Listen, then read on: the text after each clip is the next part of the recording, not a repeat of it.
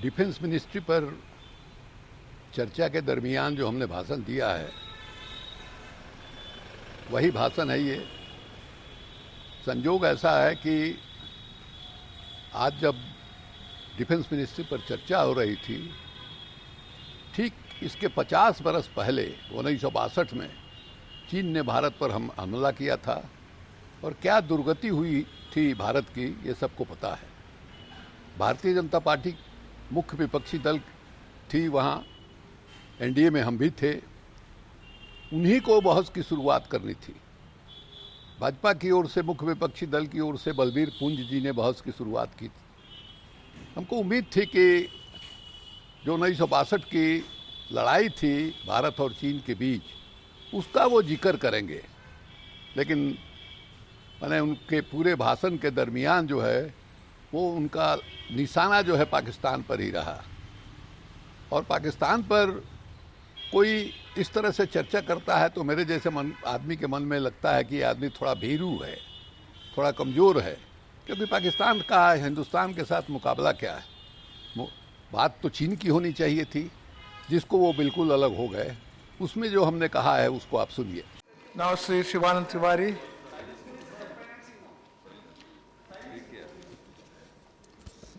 धन्यवाद उपसभापति महोदय।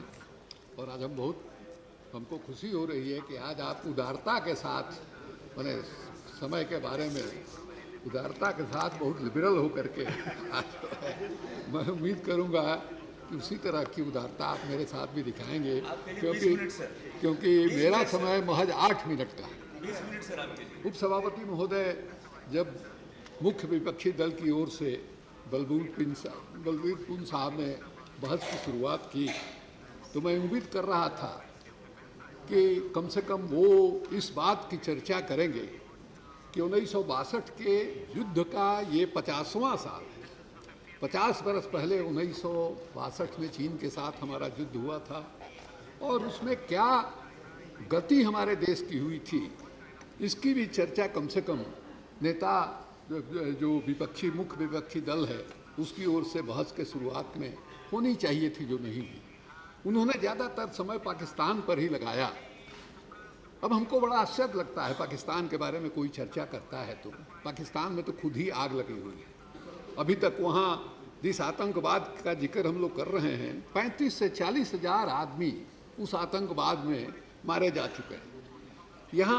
वहाँ हिंदुओं के साथ इस तरह के व्यवहार की चर्चा होती है, लेकिन ये नहीं बताया जाता कि वहाँ शिया मुसलमानों के साथ भी यही हालत होती है, अहमदिया के साथ भी यही हालत होती है, ईसाइयों के साथ भी यही हालत होती है। तो पाकिस्तान की हालत तो ऐसी है।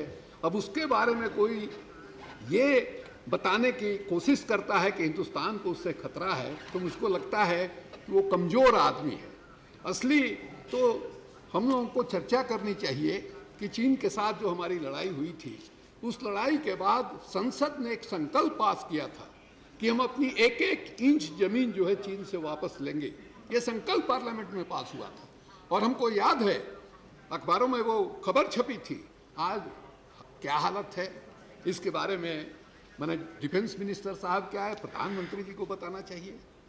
उपसभापति महोदय, कभी कभी हमको आश्चर्य होता है इस देश को चलाने वाले लोग कितने लापरवाह हैं, कितने गैर जवाबदेह हैं। अभी हमारे यहाँ जो मुख्य सेनापति हैं, हमारे देश के सिपह सालार हैं, उनके उम्र का भी बात छपा। लंबे समय से उम्र का विवाद चल रहा है। भाई क्यों चल रहा है? डिफेंस मिनिस्ट्री के पास कोई उम्र, फौज में कोई उम्र क्यों चलने दिया? ये परिस्थिति कैसे आ गई? किस तरह से आप डिफेंस मिनिस्ट्री चला रहे हैं, किस तरह से आप देश चला रहे हैं? कितने लंबे समय तक उम्र का विवाद चलता रहा। या तो डिफेंस मिनिस्ट्री को सुधार लेना चाहिए था, या जो मिलिट्री के यहाँ रिकॉर्ड रहता है उसको सुधार जाना चाहिए था। तो ये हमारी आदत है। हमको याद है जब चीन की लड़ाई हुई थी तो 1955-56 में ही, 62 के पहले 55-56 में ही सिंकियांग से लेकर लासा तक चीन ने सड़क बना लिया था। 1 साल में वो सड़क बन गई थी और साफ चीन की मंशा क्या है ये स्पष्ट हो चुकी थी। उसको लेकर के उस समय भी जो हमारे फौज के जनरल थे, बड़ा शानदार जनरल थे, जनरल थिमैया, उनको लेकर जो है बड़ा भारी झंझट हुआ था। प्रधानमंत्री जी से गए थे मिलने और उस समय डिफेंस मिनिस्टर थे हमारे नामी गिरामी इंटेलेक्चुअल कोलोसल इंटेलेक्ट, उनके बारे में जवाहरलाल नेहरू जी कहते थे, बीके कृष्ण मेनन साहब। उन्होंने जाकर कहा पंडित जी को कि ये इनके साथ न हम न बाकी जो हमारे सेनापति हैं वो जो है काम नहीं कर सकते हैं। इस्तीफा हो गया थिमैया साहब का। अखबारों में खबर लीक हो गई, जैसे प्रधानमंत्री जी की चिट्ठी अभी लीक हुई उस तरह से जो थिमैया साहब ने रिजिग्नेशन दिया था वो चिट्ठी लीक हो गई और भारी हंगामा हुआ। अटल बिहारी वाजपेयी जी उस समय लोकसभा में के मेंबर आए थे, 57 में जीते थे और उनके नेतृत्व में हुआ कि नहीं साहब, जो देश की स्थिति है चीन के साथ हमारा क्या हो रहा है इसके बारे में देश को जानकारी मिलनी चाहिए, व्हाइट पेपर निकलना चाहिए।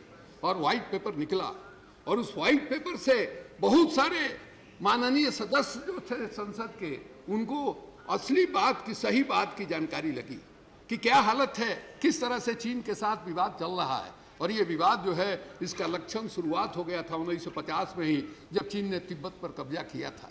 सरदार पटेल और जवाहरलाल नेहरू के बीच में जो खतो खिताबत है उसको आप पढ़िए तो आपको पता चलेगा।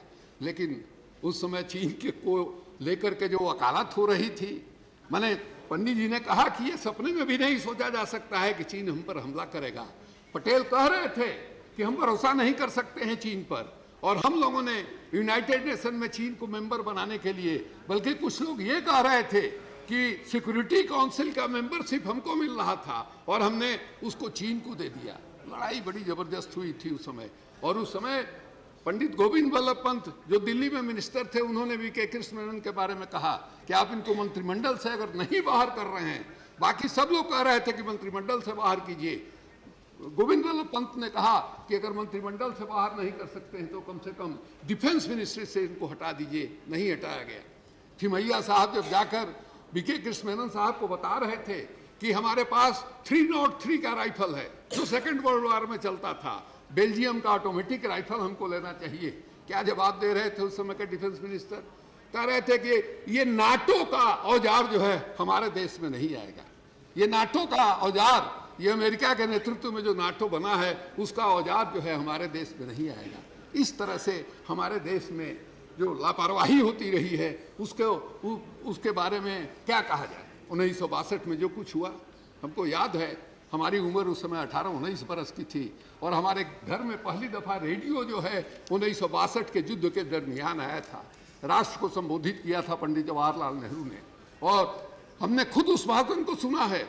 उनके वो मैंने अखबारों में भी ये बात छपी, वो बोलते बोलते गला उनका रुध गया, लोग अखबार में खबर छपी कि वो रोने लगे। और अखबारों ने मीमांसा किया कि जब सेकंड वर्ल्ड वॉर हो रहा था और जर्मनी जब इंग्लैंड पर हमला कर रहा था, उस समय इंग्लैंड के प्रधानमंत्री चर्चिल ने जो भाषण दिया था उसको याद लोगों ने किया कि जब ये हो गया, संभावी हो गया कि इंग्लैंड की जमीन पर जो है अब लड़ाई होगी, तो चर्चिल ने कहा था कि यहाँ मजबूती के साथ लड़ेंगे क्योंकि इस जमीन का इंच इंच हम जानते हैं और जर्मनी विदेशी लोग हैं, वो इस जमीन से परिचित नहीं हैं, यहाँ हम उनको परास्त करेंगे।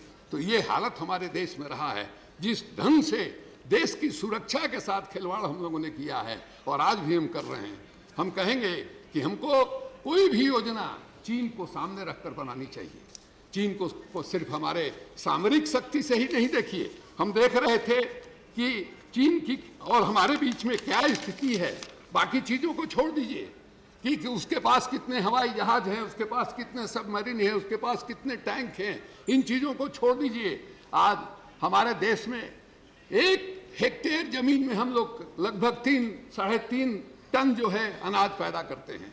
चीन जो है 6 टन से ज़्यादा 1 हेक्टेयर में जमीन पैदा करता है। हमारे यहाँ खेती की जो जमीन है वो चीन से ज़्यादा है, करीब 1.48 मिलियन वर्ग मीटर जो है चीन के पास खेती के लायक जमीन है और हमारे पास 1.79 है। लेकिन अन्न का उत्पादन उसका कितना है?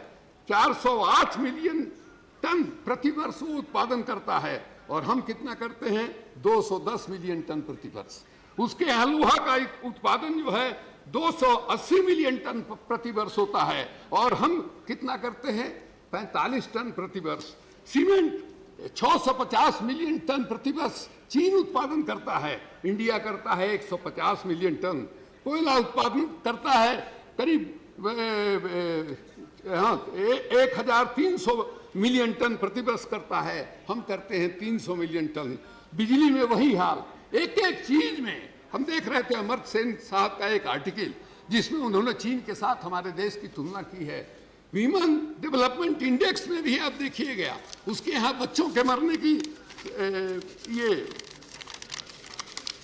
उसका वहाँ औसत उम्र लोगों ने हासिल कर लिया है 73.5 बरस, हमारे यहाँ 64.4 बरस है। प्रति 1000 बच्चों की मौत चीन में होती है 17, हमारे यहाँ होती है 50। 5 बरस से कम उम्र मरने वाले बच्चे प्रति 1000 बच्चों में चीन में होती है 19, हमारे यहाँ होती है 66। मैंने प्रति 1 लाख औरतों में प्रसव के दरमियान 38 मरती हैं महिलाएं चीन में, और हमारे यहाँ मरते हैं 230। वयस्क शिक्षा, एडल्ट एजुकेशन, उनके यहाँ है 94%, हमारे यहाँ है 74%। ये हालत है। लड़कियों में शिक्षा, उनके यहाँ 99%, हमारे यहाँ 80%। हर क्षेत्र में आगे हैं। कैसे आगे हैं आपको हम बताना चाहेंगे। 59-60 में लोगों को याद होगा चीन में भयानक अकाल आया था और लगभग 3 करोड़ लोग आदमी मर गए थे चीन के, और उस चीन ने ये हासिल किया है, ये उपलब्धि हासिल किया है। कैसे किया है? उसका कारण है, MS गिल साहब बयान कर रहे थे, DRDO का भवन बहुत ही सुंदर है। हम भवन सुंदर बनाते हैं, उसके बाद मशीन खरीदते हैं, उसके बाद वैज्ञानिक खोजते हैं। चीन पहले वैज्ञानिक खोजता है, उसके बाद जो है मशीन लाता है, उसके बाद भवन बनाता है। हम लोग दिखाऊ दोष हैं, एक से एक भवन हमारे यहाँ बन जाए। भवन में जो काम करने वाला है, भवन बन जाने के बाद हम काम करने वाले को तलाश करते हैं। चीन के यहाँ उल्टा हुआ। हमको याद है आज तक ये लोहा पैदा करने का, हम लोग जब छोटे थे उस समय चीन का प्रभाव हम लोगों के ऊपर भी था। रेड बुक माओ का बहुत पॉपुलर था हम लोगों के बीच में, और चीन के बारे में सबसे जानकार उस समय माने जाते थे Edgar snow. Red star over China बहुत पॉपुलर किताब था, हम लोग पढ़ते थे उसको। जो चीन में लोहार लोग थे, उन लोहारों को ट्रेनिंग दे करके और उनके स्किल को अपग्रेड करके उसने गांव गांव में लोहा स्टील बनाना शुरू किया। हमारे यहाँ देश में 6 लाख गांव में कम से कम 10-15 लाख लोहार होंगे इस देश में। हम लोगों ने उसका कोई इस्तेमाल नहीं किया। हम लोग तो भिलाई बनाने में और बाकी सब चीजों में हम लोग रह गए। आज उसका नतीजा है, चीन ने जो है, चीन के पास जो अपना स्किल था, उसके पास अपना जो साधन था, उसके पास अपनी जो पूंजी थी, उसके सहारे उसने देश को यहाँ तक आगे बढ़ाया। और हम तो कह रहे हैं कि FDI नहीं आ रहा हमारे देश में। माने हम चिंतित हैं कि हमारे यहाँ जो विदेशी पूंजी थी वो भाग रही है। हम जो है फाइनेंशियल डेफिसिट के बारे में चिंतित हैं, हमको इथिकल डेफिसिट के बारे में चिंता नहीं हो रही। आप कुछ भी कर लीजिए, इस देश को अगर बनाना है तो इस देश के लोग बनाएंगे। ये अमेरिका आकर के, इंग्लैंड आकर के इस देश को नहीं बना सकता है। FDI से ये देश नहीं बन सकता है। हमको ताज्जुब होता है, इस देश को चलाने वाले जो लोग हैं, इस देश के जो अर्थशास्त्री हैं, जब वो कहते हैं कि सुधार नहीं हो रहा है, कौशिक बसु का बयान हमने पढ़ा, वो कह रहे हैं कि 2014 के बाद होगा। क्यों? कि सुधार से जनता को तकलीफ होगी। ये कैसा सुधार है भाई? जिस सुधार से जनता दुखी हो, जिस सुधार से जनता का कष्ट बढ़े, उसके बारे में जो हमारे सरकार चलाने वाले लोग हैं और सरकार चलाने वालों के जो अर्थशास्त्री विशेषज्ञ लोग हैं, वो कहें कि यही सुधार है। तो उप सभापति महोदय, मैं ये कहना चाहता हूँ कि देश की स्थिति बहुत खराब है। मैं इस पक्ष में नहीं हूँ कि देश का रक्षा बजट बढ़ाया जाए। 42% बच्चे कुपोषित हमारे यहाँ पैदा हो रहे हैं। अभी NSSO का जो सर्वे निकला वो कह रहा है कि 60% लोग गरीबी रेखा के नीचे हैं। वो हम उसको भी नहीं मानते हैं। हम अर्जुन सेनगुप्ता के रिपोर्ट को मानते हैं कि इस देश में 80% लोग गरीबी के नीचे हैं। उस देश में गोला बारूद पर इतना पैसा खर्च किया जाए, उसमें मामले में डिफेंस पर इतना पैसा खर्च करने की बात हो, क्या उनको हम चाहते हैं कि जो 80% गरीब हैं वो 90% हो जाए? उनको जो हम दे रहे हैं, सहायता देने की कोशिश कर रहे हैं, उसमें से हम काट करके बंदूक और तोप और गोला खरीदें, ये जो है एंटी पीपुल काम होगा। इसलिए मैं इसका विरोध करता हूँ और मैं ये कहता हूँ कि ये जो रक्षा मंत्रालय है, ये जिस ढंग से काम कर रहा है, जिस लापरवाही के साथ काम कर रहा है, आप जो है इसको जब तक नहीं छोड़िएगा तब तक जो है काम चलने वाला नहीं है। DRDO का भवन बना लिया आपने और अधिकांश आप आयात कर रहे हैं।